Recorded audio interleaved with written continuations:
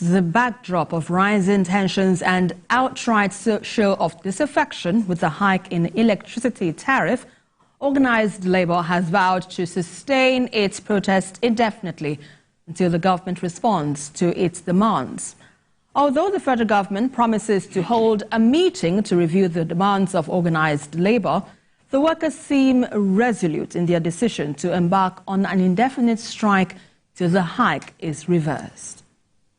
Asuko, let me come to you on this. We saw that this protest happened across, various states in the country, and some are saying, or according to the Minister of Power, this is needed because if we do not jack up the hike in electricity tariff, the country, in the next 3 months, wouldn't have power supply.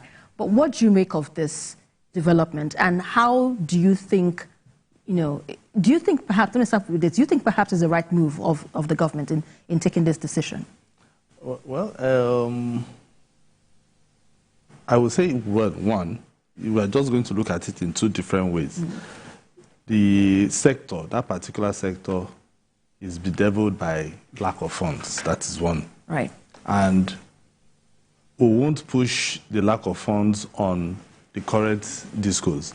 Yes, there are investors. They bought from the former holders, because then it used to be Power Holding of Nigeria. They bought it from them, and there were those challenges. But they were thinking that in buying, they will be able to, solve the problem which we were facing, even when it was NEPA, till when it became Power Holding and they were holding power. The problems never left. Right. Because these are investors. They borrowed money from banks and then they invested into this particular sector. But even when they were investing, they still had those challenges. The challenges of the macroeconomy of Nigeria, trying to get dollar to buy the inputs that will be available for them to be able to get, for us to get power supply 24 hours. It's not been easy for them. But where the NEC actually got it wrong was them not carrying the stakeholders when they wanted to take this decision. Right. Because the Electricity Act says they have to, call the stakeholders, even call like a public hearing where people will be able to discuss this, whether they should be increased or no increase. In fact, there's a particular section in the Electricity Act 2023 that says you need to even supply enough electricity before you even increase tariff. Yes, before you increase the tariff. So that is where NEC actually got it wrong. So if they had done their own parts, I'm not sure Labour will want to go on the streets. I'm not sure Labour also wants to go on the street because they want the roof to come down. Because even the national president of the Nigerian Labour, that is his own area. His forte. That is his own area. That is where he comes from. So he understands the inner dynamics of that particular sector. So where the government will need to step in, just like they have said, is for them to call the stakeholders back. I don't know if government will want to reverse, because I know recently they just reduced the band A, customers, by 18 naira. But I don't know if government will want to reverse to what it was before, and then they start discussion, because that is what Labour wants. Go back, let's start discussion. But they've already started making money. Tolu Ogunjobi has been complaining how much he has been spending on since he's now in band A, because me, I'm in band C. Really? Yes, I'm in band C. How come? That is what they give me. So but there are some people who are bandless because they are bandless because they don't have electricity. Okay, there are some people who have 24 hours electricity and they are in band A. And recently, I just noticed that even my band C, I'm enjoying power. So I don't know if they will also upgrade me to band B. So these are some of the things that NEC will also have to, I think what they lacked was communication. If they had communicated to Nigerians first and say, okay, we are going to increase and this is why we are increasing. This is how the people that will be increasing. Not that you have increased and you start discussion or you start talking. You know, that is the problem that we keep having in Nigeria. We do things first, then later we'll start to explain. No, explain first. When you explain, you break it down. Nigerians are not dullards. They will understand. So by then, when you now explain, you now go ahead with whatever you want to implement, and then from there it will go on. So as it stands today, I feel the government has to go back, speak with the labor unions, because picketing a disco for about 11 of them, it doesn't speak well at all, because people want to invest in this sector. It's a very lucrative sector. Don't forget, they also have issues. I'm very, I pity those who bought all these discos, honestly. Wow. You know, I pity them. Yeah. Because up till today, I'm not sure they are supposed to have metered everybody. Yeah. But not everybody is metered. There are still some people who are still using estimated bill. And estimated bill is when they wake up, they'll just give you what you want. You know. So they need a lot of discussion for them to be able to address this matter. Yeah, you've raised an issue, metering, double O, that is a concern, you know, what we currently are seeing right now in most homes. Many are not metered, and then we're talking about electricity tariff hike. Don't you think the government needs to address this first? I'm on the other side from where he is, that he pitied those who bought these discos. As far as me I'm concerned, I don't think I have any pity for them, and I'll tell you why. You are going into a business. What they are doing is piggybacking. They need to tell us what are the investments they've made into this sector. They are using the same line, high tension, and everything that NEPA of 1960 have been using. What are the concrete investments that they made? When telecommunication came, none of them is using NITEL facility. Is there anyone using NITEL facilities? These people came in, yes, they brought money. They might not be the same, but it is the same engineering, electronic or whatever engineering it is. There is little or no difference between those two industries. Right. So, when you came, you are using NEPA, high tension wire.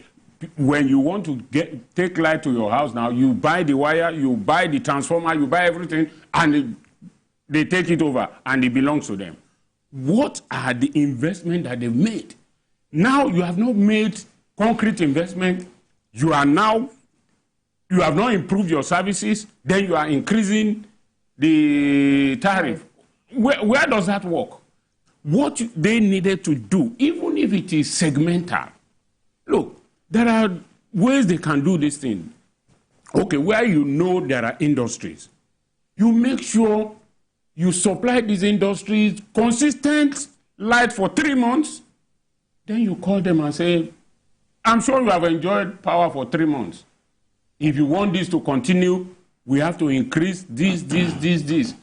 In all honesty, the MD of those industries or the Manufacturers Association will meet and they will examine this, that, okay, they've been giving us lights consistently. While we are using diesel, this is how much we are using to buy diesel, both to buy the diesel, to repair the generator, to service it and all that. Which one do we say? Okay, should we agree with them to give us an increment and they promise they are going to give us consistent line? I'm sure they will get that. But in that situation, either it is industry or residential, you didn't discuss with anybody, you didn't improve your services, you just jack up the price, and the minister had the temerity to come and tell us that if we don't do that, we will not have light. Is it their PRO? Is he in their employ? Is he supposed to be speaking for them? No. See, as far as this industry is concerned, if these people have not told us now what is it that they have invested, I don't think they shouldn't have that leeway to just increase anyhow. The government can regulate, right, or the government will be able to When you see everybody comes, and if we don't increase now, the country will break down. When they want to increase petrol price, they told us the same thing. What has improved? When they want to increase electricity, they will tell us the same thing. If we don't increase, even water rate, when they want to increase, they will tell you that if we don't increase, heaven will fall. Heaven has not fallen. They have increased their price. The same poor service that they've rendered when they were charging 200 or how much was it to 280 now, it's still the same thing. So why should you convince me that I should pay more when you have not rendered adequate service to me? You know, in talking about rendering adequate service, let's give it to them. They are trying to improve on that. And I know you said that they have not really, disclosed how far they've gone in terms of, development and all of that. But from the perspective now of the NERC, even if they're trying to put things, in order, perhaps metering will go a long way, because if at all you know what you spend, you know that, okay, you want to increase this hike, but you have not given me meters. So how do we know, how much do we know, how do we know the amount of energy I consume? Exactly. They should go and learn from the telecommunication companies. The telecommunication companies erected masts every corner, everywhere. They didn't ask their customers to contribute money to erect masts. If you are buying a car, the car comes with battery, it comes with fuel tank, it comes with the seat, it comes with everything. Then it's left for you to begin to service that. But you are giving me light. You don't want to give me a meter, and then a place maybe just a self-contained. You bring 20,000 naira per month. You bring 100,000. You bring 200,000. And when I ask out, you say if you don't pay, we'll cut your light. No, it's never done that way. You must give people meter. It is the business. They are the one running a business. Right.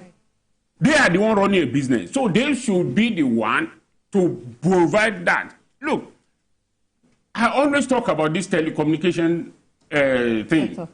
If it were possible, the telecommunication companies will even buy phone handset and give it to you so that you can use it, and they will get money from you. But these people, they don't want to put in anything, and they want to continue to get money from us.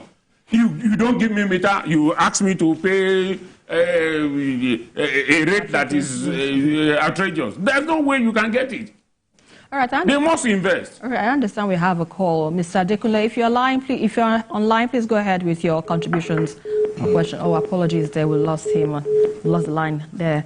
Okay, Asukwo, let's quickly have your perspective on this matter, because, we are dependent, our power generation source, I think, is hydro and gas.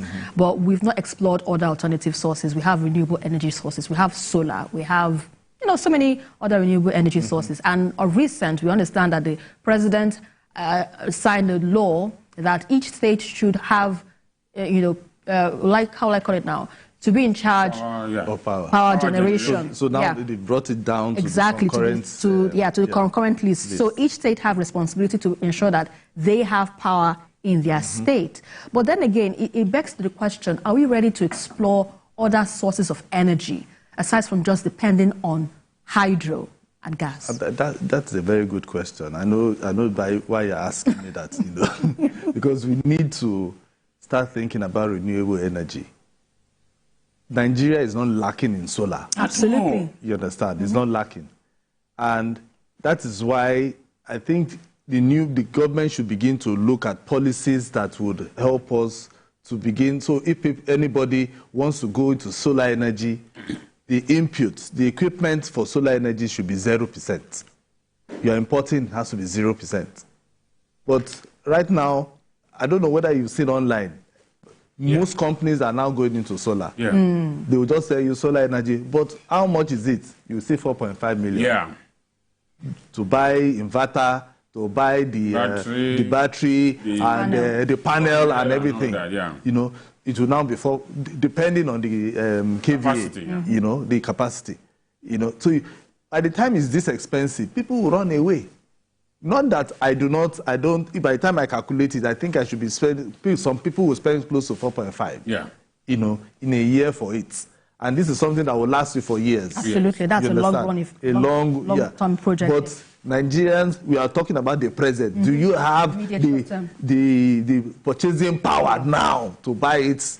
As in now? That is the problem. You can't go to the bank and say you want to buy a solar panel, and then the bank will give you money. No. When it is not for business. It's not for business. You know. So that is where government can start to look at. We've tried hydro. Because sometimes they say, well, once there's no water, then there won't be electricity. Sometimes they tell you when the gas has problems, there's no... So the thing will just be going up and down, up and down. For the minister to even tell us that we now have 5,000 megawatts, you know, it was funny. It's not something that a minister of power should be announcing. It's not. For a country that is 200 million people, you know, it shouldn't be. We know that we have the installed capacity of about between 11,000 megawatts to about 13,000. That is the installed capacity. But what can we wheel out? That is the problem. So I think the minister should begin to look at how, if we have the capacity to have 11,000 or 13,000, how do we move this 11,000 to the homes? Distribution. That is it. So once we now identify, this is easy. You know, once you identify some states and you push state governors to invest in it, hydro, whether it is the south that needs hydro because there's no sun or the sun is not strong enough, you push the hydro or the gas to the south-south, you push the hydro to the southwest or the southeast, and then in solar, you push it to the north. You know, the government can do this, and then you make sure that anything they are bringing in that concerns solar, you know, because you also want to save the ozone layer, you push it now and tell, okay, fine, it should be 0%. They are importing these things 0%. You'll find out that we'll have more investors. Government can even make money from it.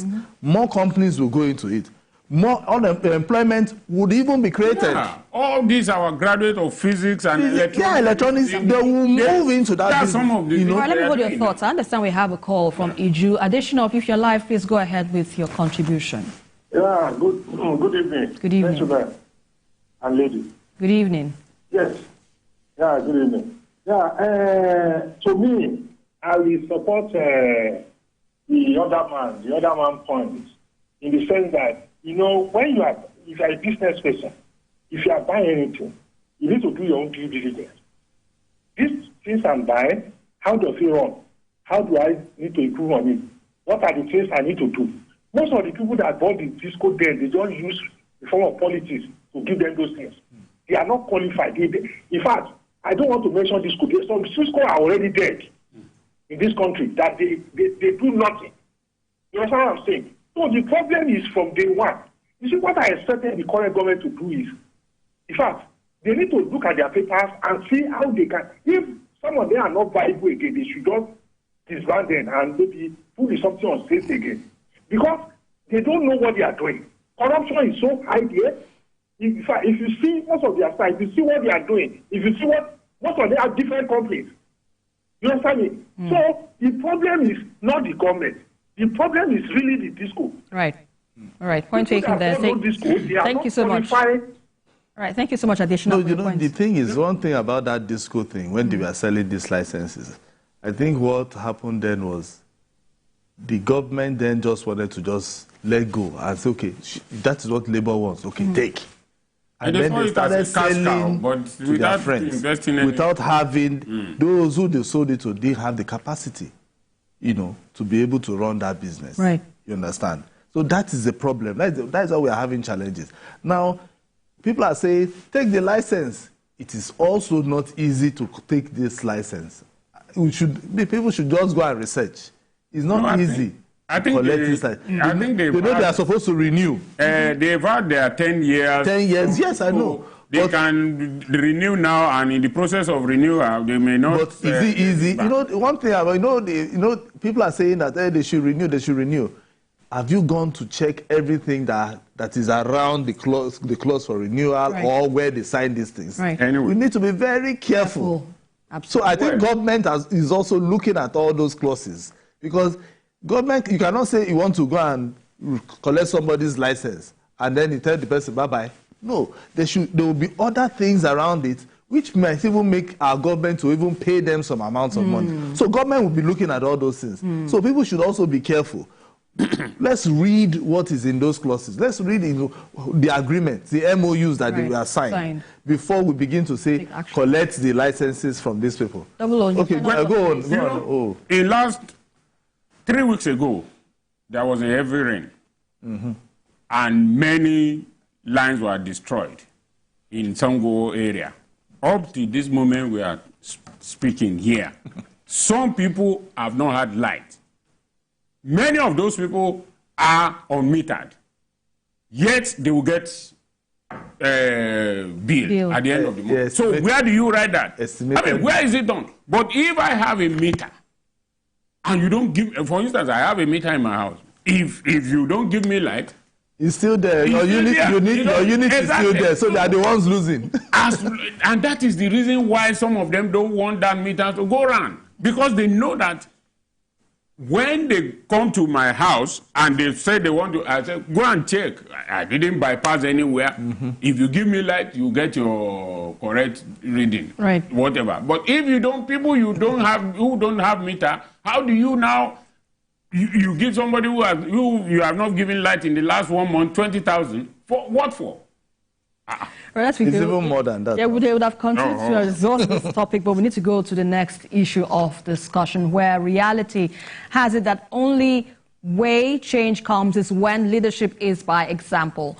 Now, in a display of this, President Bola Tinubu has charted a new course for energy transition in Nigeria by directing government ministries, departments, and agencies to purchase vehicles powered by compressed natural gas. And this directive is part of efforts to curb emissions, enhance energy efficiency, pave way for a greener environment, and serve as a more affordable alternative for energy consumers in the country. Let's share the story by our correspondent, Femi Akonde, with you. All right, so since we do not have that story yet now, but let me quickly bring your thoughts on this, Atuko, because, you know, when I saw the story yesterday, I was like, oh, yes, fantastic, we need to get onto this. But some would say, do we have the infrastructure to accommodate such, you know, directive, if I would say? Because CNG vehicles, I know you're mentioning this sometime on Sunday, that, you know, this kind of thing is available somewhere in Lagos. Yes. But how ready are we to transition to this? Well, I want to say, the presidential CNG initiative, I think they are doing a good job. They are communicating more. I think this should be, they are coming to Lagos. I think this should be like their 4th or 5th time they've come to Lagos. They are talking to stakeholders. And I want to believe they're also doing the same outside. You know, along Agidingbi, there's a mobile. They now have a CNG site, you know, so it means you can go there, fuel your CNG vehicle and all that. So possibly convert your vehicle to CNG so as well? it means, I don't know if they can convert. Okay. So that is some of the, there'll be loopholes left, right, and center. But at least it's a step. And I think even that committee, what they are trying to do is also to have a foundation first. So they are just like a foundation to what is the greater thing that is coming. And so if the president is saying, henceforth, if you are buying any vehicle for any ministry, make sure it's CNG, it means that committee must insist that all ministries, all agencies, or whatever, whether it is a tricycle or whatever, let it be CNG. That is another big step, you know, in trying to reduce the dependence on petrol, you know. And it will ease our going outside to go and be looking for petrol, because we can get CNG. CNG is lighter, you know, and we can get it anywhere, okay? So, but where we need, what is it called? Where we need this support is, just like I said before, is more communication. I'm very sure there are more Nigerians who want to convert, because Nigerians are looking for anything that will ease their burden. I was telling them yesterday when I saw the CNG thing around my area, I said, me too, I want to convert my car to CNG. Okay? So if I want to convert, people will say, okay, it's going to spoil your engine. I said, let me even start from somewhere first. No, But the thing is, how much will it cost me to convert? Yeah. Right. So that is the first thing all Nigerians are usually asking. If I want to convert from petrol to CNG, how much will it cost me? So the Presidential CNG Initiative Committee will also have to start looking at that. I know they are also, because when they start having conversion centers, they are also employing people. So that is increment in employment rate, job creation. The tools, they are supposed to import them and then make it available. So they have to make it available, because if more cars, if for instance it's cheap, there will be more cars. So you can't just drive into a place and they say, we don't have this tool. One nut is coming from Japan. All those things. That is what people don't want to hear. Or drive in, get your car moved or move from petrol to CNG. That is what Nigerians want. And then the price. If the price is cheap, Esther, I bet you, so many Nigerians will want to convert. I definitely wanted to say that I agree with you 110% about this. But the other issue is how many Nigerians would want to convert because of the fear. That is another issue. Some would say gas. How am I sure that this gas will not? You understand what I'm going to? The issue is always people are afraid of change. It is normal. You will remember clearly when automatic vehicles came, not many people were buying it because they would tell you that, Nigerian mechanic, they can't repair it. Everybody was going for manual.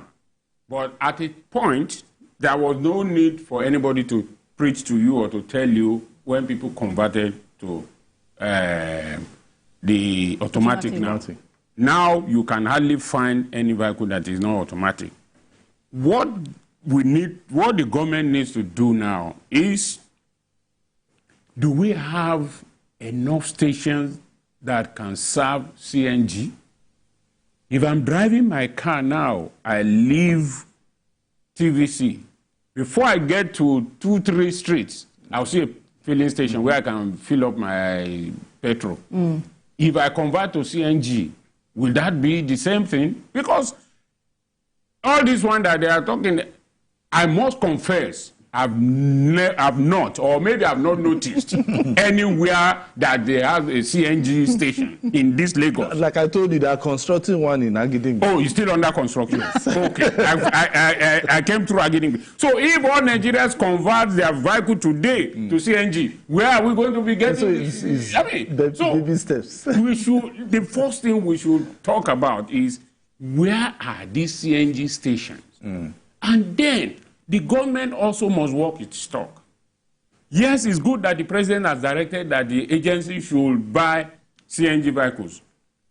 The presidency must show us. The president, in the president's convoy, there must be at least one. Let him also drive it and tell us that, this is the president's CNG vehicle, then people will begin to talk about it. But if you say, agency, buy. The ministers are not using CNG cars, the presidency is not using CNG cars, and then you ask the ministries to use it. How will it work? We need, the example must come from the top. Let the president drive his own and let everybody see it. From Shagamu, Ogun State, they have buses that apply from Shagamu. 10 seconds. Yes, from Shagamu to Lagos here. It's CNG powered. So you can see that they are. Is the governor driving a CNG car? I don't know. That's the way it should be. Let's go on a very quick break. We have more discussions and journalists Hangout. Just stay with us.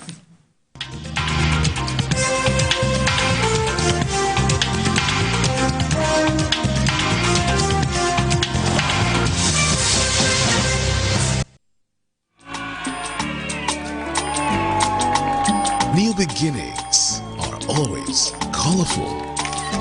When we celebrate the start of life's journey, we marry in colors. With our proudly Nigerian Dulux paints, now available in any color.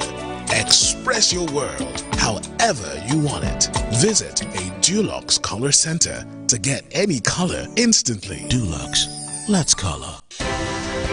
At TVC News, wherever the big news story is happening, we're geared up to break it. TVC News, first with breaking it.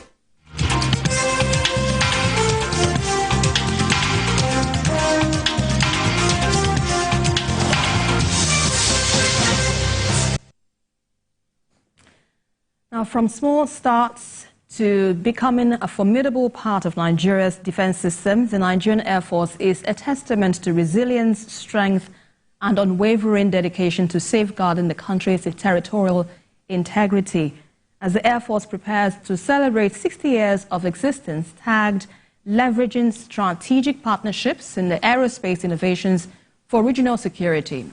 It is fundamental to assess the achievements of the Air Force so far, as well as the current state of security in the country. Before we bring in our guest, Asuko, let me have your thoughts first off on security in the country. What do you make of this, and what are your expectations? Well, we are still fighting insurgency, and as well as banditry. Kidnapping has reduced, just like unlike in the past, and thanks to the military, they've been doing well, and I hope the collaboration will continue, because we won't say the crime will just go off like that. Right. It won't, but at least if we keep having them, work together, it will reduce in some parts, especially in some parts of the north, southeast, and maybe even in the northwest, where we are having these banditries. So if we, what we really need is the government to give more firepower to our people. That is what I mean. Firepower in this case, you mean? Those on that is our soldiers, okay. So because we need it. Because sometimes you hear some people say that when they want to encounter these guys, they have more superior firepower, So I think that is where government has to work on. What is making our own different, or what are those guys using that we don't have? So we need to start to look for those things. Yes, we need to also bring in technology. Right. And I think we are going to ask the Air Vice Marshal in terms of technology, what they have on ground that can match up with what other countries have, and that we can deal with all these terrorists as well as the bandits. Right. Your thoughts? Yes. In all honesty, we must thank the military, the Air Force, the Army, and every one of them for all their efforts. It is because of them, or because of what they do, that we are able to sleep, that we are able to move around. But be that as it may, we cannot continue to give excuses.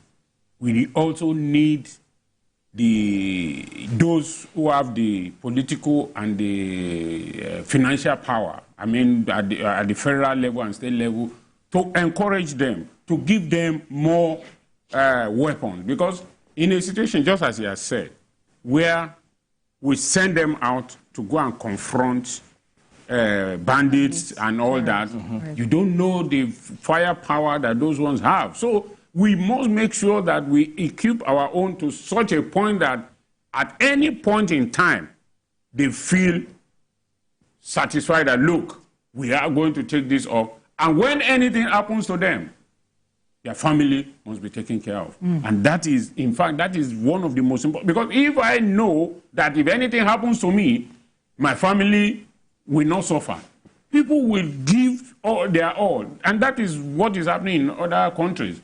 Military people give their all because they know that if anything happens to them on the war in active service, in fact, some of them they devote their lives so much so that because they know that it is when they die in active service that their family will be better. So we should encourage our own to that point so that everybody will know that, no, if this man dies or this woman dies in active service, the family will not suffer. Yeah, absolutely.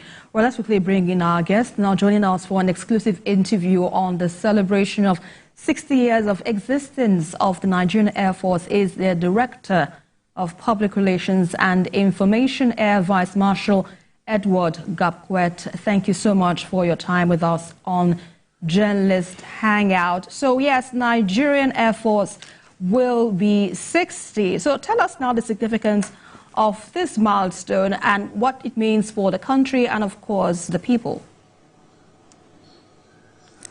Yeah, thank you so much for having me. The 60th anniversary of Nigerian Air Force is a major milestone for those of us in the Air Force and indeed for all Nigerians, especially when you look at the history of the Nigerian Air Force and how it came about. Indeed, precisely about 60 years and a month now, the Air Force was established precisely on the 18th of April 1964. Indeed, it was purely through an act of parliament that got the Air Force started as an appendage of the Nigerian Army. And since then, we've seen the Nigerian Air Force take part in the Nigerian Civil War. And after that period, went through a series of metamorphoses. And indeed, along the line, few challenges here and there with regards to structuring and weapon acquisition and all of that. And to the period of democratic rule, return of democratic rule in the 1990s, and of course in recent times where we've seen the federal government invest heavily in terms of weaponry, in terms of manpower development, in terms of training, to ensure that we, alongside other security agencies, work to continually push back those criminal elements that are hell-bent on dividing our nation. So it's a period of joy, it's a period of happiness for the country. It's also a period of reflection to look at our past and, of course, to see where we're heading to as a nation and as a service. Indeed, like I said earlier on, Nigerians have every reason to be very proud of the Nigerian Air Force because it has continued to be there in terms of ensuring that the security of the nation is very, very secure. So we are very, very happy about this period, and that is why the Chief of Air Staff, Air Marshal Hassan Abubakar, has decided that for this 60th anniversary, we won't just let it go by like the others. We are going to roll out the drums, of course, bring in people of like minds, aviation enthusiasts, those that are into military aviation, to come down to Abuja to gather and put heads together and see how we can continually chart the way forward with regards to regional security, but specifically to how we can enhance security in Nigeria. So that's what the period is all about, and I think it's a proud period for all Nigerians. And in talking about maintaining regional and internal security, give us a heads up on how far the Nigerian Air Force has gone in terms of achieving that, because you know that the country still faces a little bit of insecurity challenges. Give us an insight on how far the Nigerian Air Force has gone in that regard. Yeah, regional-wise, we've continued to work with other countries around the region. I'm sure you're aware of the multinational joint task force, for instance. It's a combination of countries that majorly share borders with Nigeria. And we're aware that some of these criminals, the terrorists, are very fond of crisscrossing in between borders. So the need for that kind of joint effort came to being. And to be honest, it has been a major enabler in ensuring that we checkmate the way these criminals continue to crisscross these borders and continually kill people, innocent people upon us. So that in itself is working. We are also working with other foreign countries in acquiring knowledge, in the acquisition of platforms and weapons. We don't draw a line to that. Of course, you're aware that we just took in 2 helicopters about 2 or 3 months ago that came in from Turkey. We're expecting 12 helicopters from the US. They should be coming into the country perhaps towards the end of this year. We're also expecting about 24 M346 helicopters from Italy. So we're reaching out to various nations to see how we can beef up our inventory so as to be able to meet up with the challenges that we have. In the country, in Nigeria here, we have continued to work with other security agencies, the Nigerian Army and everybody that, is part of the security architecture. About 3 weeks ago, the Chief of Air Staff met with the DG, State Security, where they looked at how both of them can continually work to ensure that we don't allow these people to continually have this freedom of movement. So we are working with everybody around the clock. He was in Bauchi yesterday. He met the governor of Bauchi. Last week he was in Kano. So he's going around the country to see how we can work together with the state governments and other security agencies to ensure that we all put our heads together, because the honest truth is this: the solution to the problems we're having in this country is not or cannot be resolved by kinetic means alone. We must accept that. So he has continually stated that the need for a whole of government, the whole of society approach in fighting some of these causes that we have, some of these criminalities that we continually have, is very, very important. Everybody must play his part, be it the state government, be it other agencies of government, be it other security agencies. Everybody must come together to ensure that we find a way to end this problem that we're having. And I believe the end is near. We just have to continually appeal to Nigerians to be very, very patient, to be very, very, very supportive of the armed forces and other agencies of government, so that we can put heads together to see how we can end this problem that we have. Yeah, and still talking about the issue of insecurity, because we understand about 3 weeks ago, the Nigerian Air Force also reported that it neutralized about 3 terrorist leaders and 30 others in Borno State. Talk to us on how this has affected the safety in the northeast, particularly in Borno State. Do we say that that place is safe now for residents in that locality? I think even the governor of Borno State has continually stated that to a large extent, what we are seeing in Borno State are just pockets of remnants of terrorists who believe that attacking soft targets may give them the relevance they need. Of course, you are aware that he has also made efforts to return some of the internally displaced persons to their homes. These are signs that security is gradually returning back to Borno, and that is the truth. To a large extent, the security situation in Borno is coming to an end. What we are seeing is terrorists now looking for safe haven, especially those in the northeast, and you see them moving to the northwest, and even becoming kidnappers. That's the honest truth, because they know that the northeast has become very, very hot for them. So you see them migrating to other parts of the country, kidnapping people and taking up ransoms and all of that. So to a large extent, the collaborative efforts in the multinational joint task force is there. Of course, the Operation Hadinka is also there. It's working, And I believe to a large extent we have done very, very well there. And we are doing the same thing in the northwest, where kidnappers, especially from Zamfara, Katsina, Kaduna, and Niger State, they continually cross the borders of these four states. Cause mayhem here, run to the border of the next state, cross, kill people here, and then of course ransack their properties and all of that. But we are on their tails. Last week we attacked terrorists in a place called Alawa in Niger State.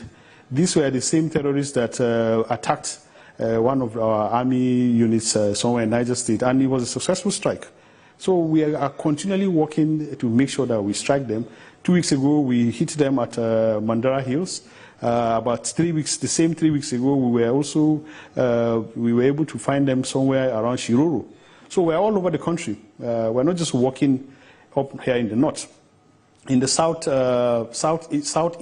and south, we're also going after economic saboteurs and, of course, secessionist movements in the southeast to make sure that even as you continue to pursue your legitimate or illegitimate aspirations, you must not turn innocent citizens into your targets. We're not going to allow that, Right, let me and that is where we are at the moment. We need to go on a very quick break. We'll have more discussions on this very issue. Do stay with us. Journalist Hangout continues after this.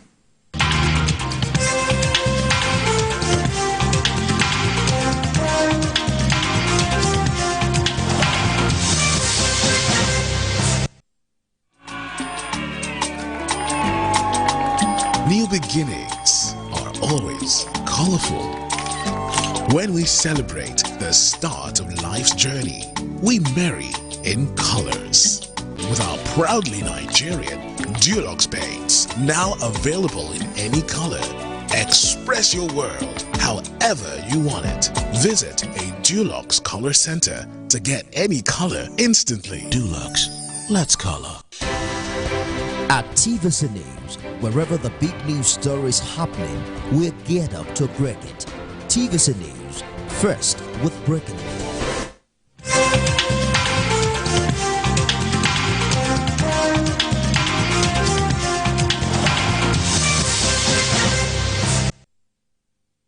Welcome back. You're still on to Journalist Hangout, and we still have with us from our Abuja studio the Air Vice Marshal of the Nigerian Air Force's Director of Public Relations, Air Vice Marshal Edward Gapquet, and he's been bringing his perspective as the Nigerian Air Force turns 60, as well as other matters regarding security in the country. So let me quickly bring you up on this issue now. We understand there have been cases of accidental airstrikes. Now, we know the one that happened recent by the Nigerian Air Force in the northern region. Now, talk to us on the strategic approach now that the Nigerian Air Force is adopting to prevent a reoccurrence, and perhaps during its, prevent its reoccurrence and reduce any collateral damage, as it were, during its counter-terrorism operations.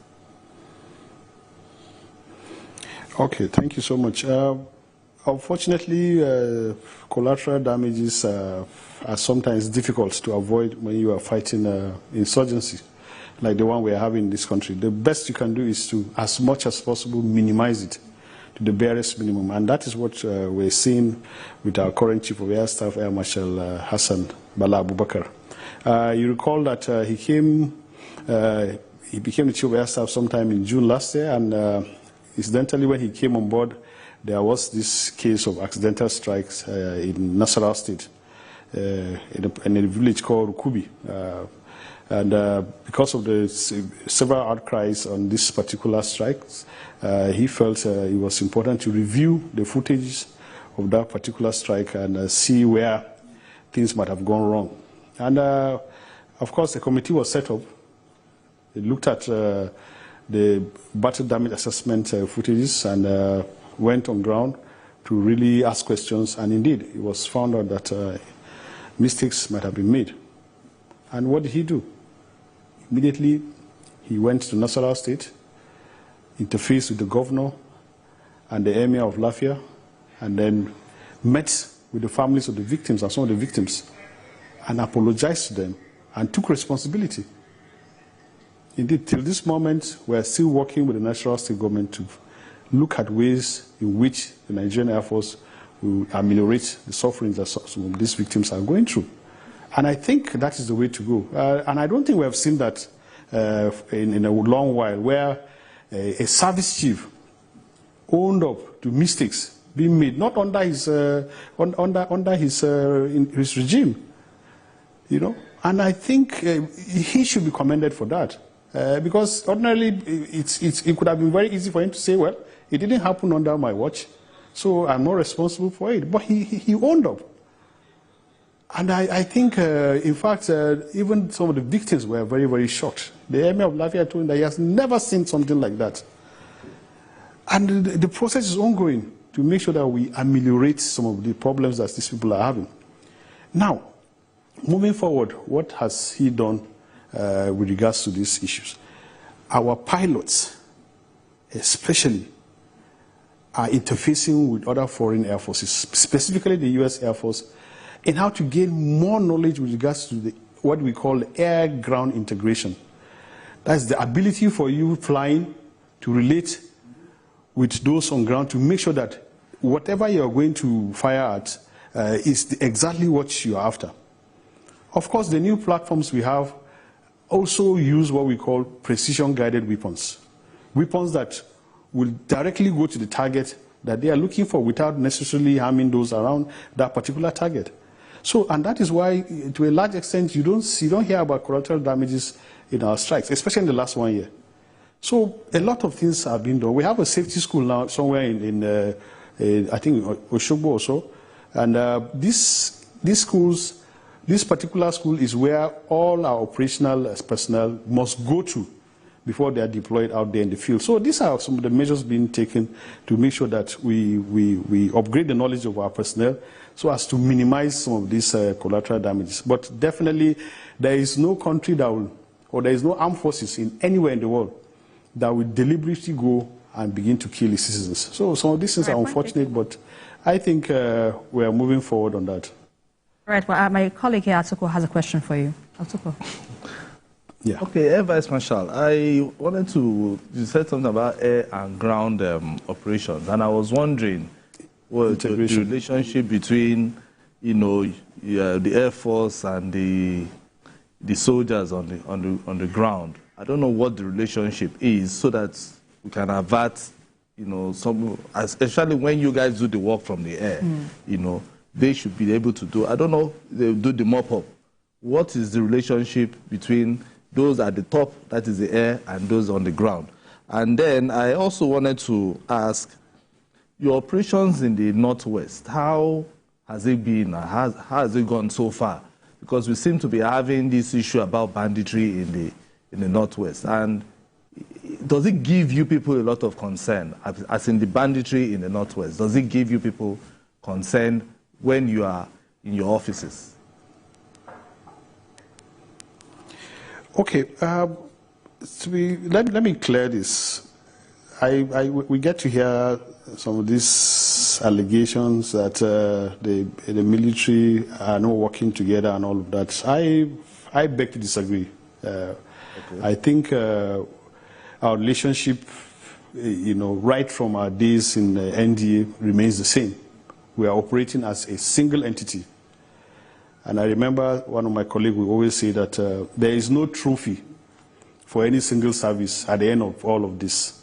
So we all know that we are out there to make sure that Nigerians feel safe. So we don't have any problem working together. We don't see any difference amongst us. Our service chiefs, you see them, you know that the spirit is very, very high. Their morale is very, very high. Working together and making sure that we combine all our efforts to bring to bear against these enemies that want to divide us. It's working very, very well. The CDS leads, the service chiefs follow, and of course the rest of us are behind them to make sure that they succeed. So there is no ambiguity about that. Everything is very, very, very okay. Now to the Northwest. The Northwest remains an area of flashpoint, but like I've told you, we are having terrorists that continually move from one border of these states to another. We are making very, very good giant strides in following their movements. And from time to time, we have been very, very successful in checkmating them. Of course, the issues of kidnappings and all of that remains a major problem. But I can tell you that they are fully aware that we're watching them, and will continue not to give them that breathing space that they think they can continue to have. So efforts have been made. It's going to take a while before sometimes you see the results. But I can tell you that people are dedicated out there to make sure that our country remains very, very safe. Right, and that's a fine place to leave it. Director of Public Relations and Information, Air Vice Marshal Edward Gapquet, thank you so much for your time with us on Journalist Hangout. We appreciate your insights on the program this evening. Thank you. Thank you. And that's where we wrap today's edition of the program. Let me thank my colleagues, as usual, in the studio, Asukwa James. Thanks for and, having of course, Olayinka Oyegbile. Thank you so much for your insights on the show. Well, that's about it for today's episode of the program. You can watch a repeat broadcast of the show tonight at 11. You can also join us again on Sunday from 1:30 to 3:30 p.m. We are also on YouTube at youtube.com/TVC News Nigeria. I am Esther Mokwariola. Bye for now, and God bless Nigeria.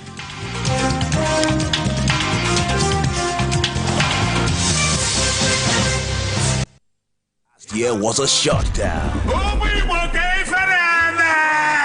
But this time it's going to be a night to remember. Lagos, are you ready? It's Ogbuefi live in Lagos from Onitsha to Lagos. Featuring AY, Clint the Drunk, Nedu Wazobia, Senator, Funny Bone, MC Danfo, Edo Pikin, Kaboko, Sa One on One, Albino Brothers, and lots more. Musical performances by Ayi Dons, Onyeze, Spackle T, and many others. Venue, Eco Hotels and Suites, Lagos. Date is Sunday, 26th May 2024. Show starts by 7 p.m. Tickets, regular 5,000 Naira. VIP, 25,000 Naira. Gold table, 2 million Naira. Premium table, 3 million Naira. Tickets are available at all Urban supermarkets or visit ariatickets.com. For table reservations, please call 0703-309-9740. Supported by Taka Group, Vera Angela Solution, Vintage, Volaroo Champagne, Wayne Homes, ICA Properties, Cubana Group, Demaco Wine, Viper Engine Oil, and Agu.ng. This event is powered by TUC Empire and Amana Agu. Packaged by Landry Maku Event. Media partners, TVC.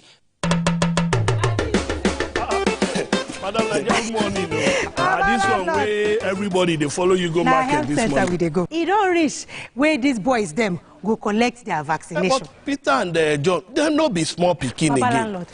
Vaccines there for everybody. Small pikins them get their own. Big pikins them like Peter and John, where they from 5 to 18 years, then get their own. Even people like you, where they your age level get their own. Like COVID vaccine, hepatitis, tetanus, and the other vaccines there. I beg, it dey too early for you to make me laugh. Papa Landlord, no be joke, make you just waka go health center, make you for know the correct vaccine for you. It go better, make you follow who no road. Vaccine no be for only small pikin demo. Boost your immunity for any age. Any health center to know the vaccine when you need. Or call 7722 for more information. Follow who no road. The following is a paid presentation by ShopX TV. Tired of pans that scratch and stick? Or cookware that takes up valuable space in your kitchen and are of little to no use? Cooking used to be fun, but now it just feels like a chore. Introducing ShopX Gotham Hammered Copper Collection, the perfect cookware to upgrade your cooking experience. The Gotham Hammered Copper Collection features a super durable ultra non-stick surface. Eggs stick to other pans, but with the Hammered Copper Collection, they slide right out. Incredible! Plus, the Cool Touch solid cast handle makes it safe and easy to cook even the hottest dishes. It's oven safe up to 500 degrees, so bake this beautiful chicken stew pizza and serve it straight from the pan. Or this tasty delicious cake that will have your whole family asking for more. Any recipe can be made in these pans, and then it wipes clean with ease, so cleanup is a breeze. Plus, use your hammered copper pan to make homemade pancakes that flips and slips right out. Or make mouth-watering jollof rice or even fluffy pounder with ease, because nothing sticks. I needed a cookware to keep up with me. The Gotham Hammered Collection has been a game changer. No more burnt meals or hours spent scrubbing pots. The Gotham Hammered Copper Collection is now available in Nigeria exclusively from ShopX TV. You could be paying over $490,000 for a collection of pans that are not even non-stick. Call the number on your screen now and get it for just 364,950 Naira. This incredible ShopX offer includes one 8.5 inches fry pan, one 10